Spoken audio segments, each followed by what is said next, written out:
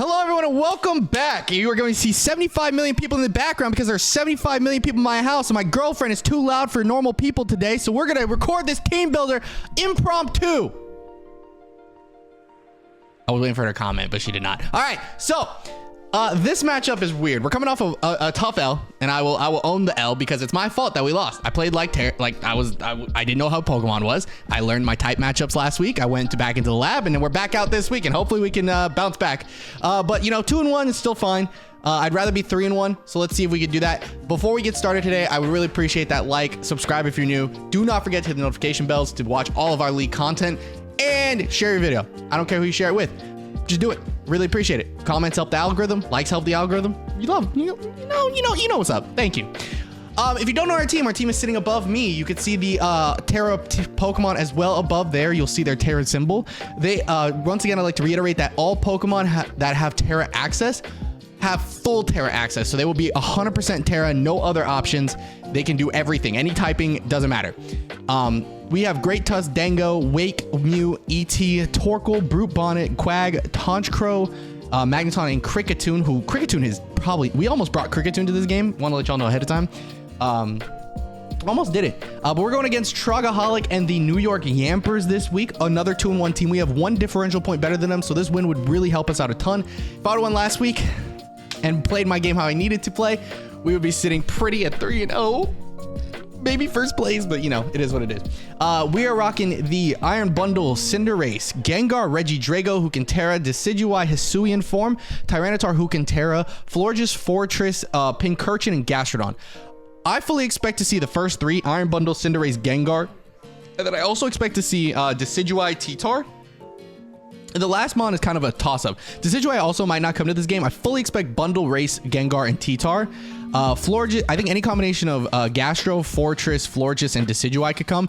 Gastrodon's a menace to deal with on this team, I've learned. So you're looking at this set right now that you've been staring at for the last like 3 minutes. Like, Davion, are you serious? What are you... There's no nature on your Mew. And I'm like, yeah, I know there's no nature. It's a neutral nature this week because we're rocking some crazy stuff. We didn't want to lose speed. We didn't want to lose defenses. So it was really hard for us to try to validate what we wanted to do with this set. Drain Punch, Stored Power, Iron Defense, Calm Mind. Yes, it's a weird set. Max HP. We could take a lot of hits. We ran the calcs. Florges is easy to set up in front of. Gastrodon's very easy to set up in front of. There's no Scald in the game. I don't have to worry about getting statused.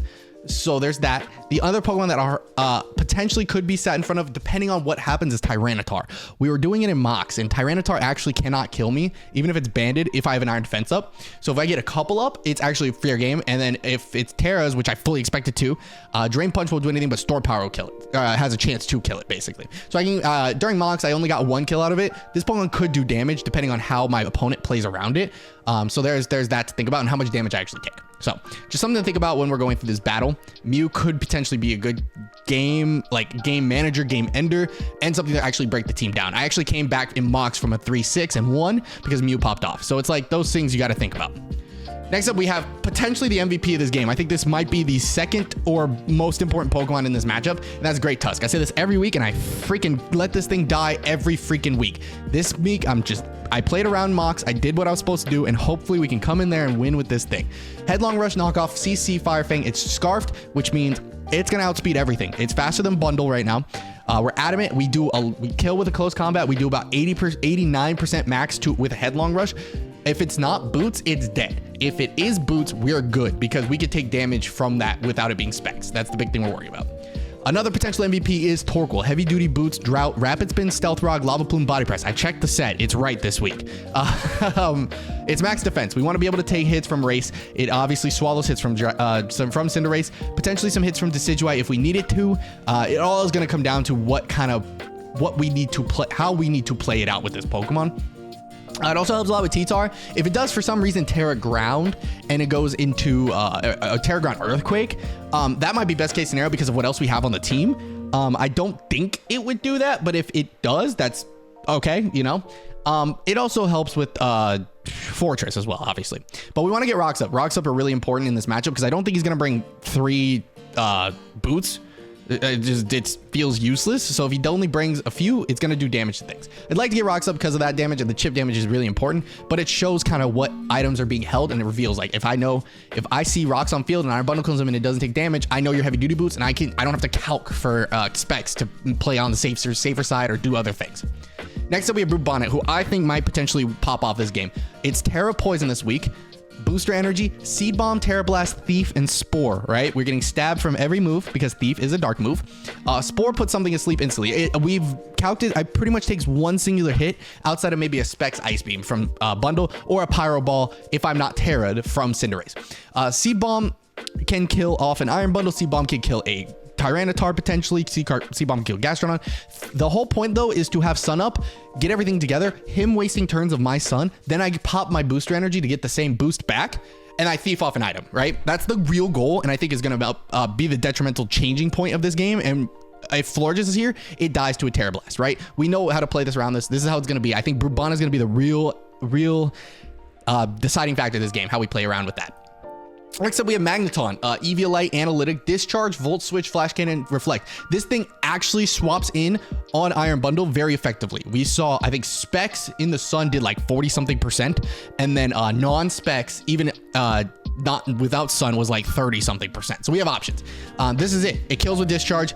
His switch in is Gastrodon every time. We don't have anything that can help with that scenario. I wish. I thought about Tri-Attack to try to get something off on it, but that's like, it just didn't make sense in the long run. So hopefully, we're crossing our fingers, no Gastrodon, because if there's no Gastrodon, Magneton actually goes burr. And then Walking Wake with a Yachi Berry. I know what you're thinking, Davion, why are you running a Yachi Berry on Wake? Well, Iron Bundle gets a very fun move called Freeze Dry. So we are trying to calc for that. If I can get off a Draco Meteor, it dies. Depending on where the rolls are at, Flamethrower could kill if there's a Sunny Day already up. We're very defensive this week, especially defensive specifically, with a little bit in attack, speed, and HP to try to do some things. I hope you guys like this team builder. It's a rough team. It's a weird looking team, but we were in the lab. This matchup is hard. Bundle is very difficult to deal with. I don't like water types. We can deal with Cinderace because we have Torkoal. We can kind of deal with Gengar, depending on the scenarios we're in. I have to play the guessing game with moves because we can swap between Magneton or Brute Bonnet depending on what he is locked into and how he presents himself in the game. So it's gonna come down to that. I need to not let things get low. That's the biggest deal for me. So we'll see how it plays out. If you guys enjoyed, please hit the like button, subscribe if you're new, go show everybody some love. Everybody's links are in the description below, and I'm gonna catch you guys later. Real nervous again for this battle. Hope we can pull a win out, and we'll be going into week 5 and the halfway point with a above 500 record. We'll catch you guys next time. Peace.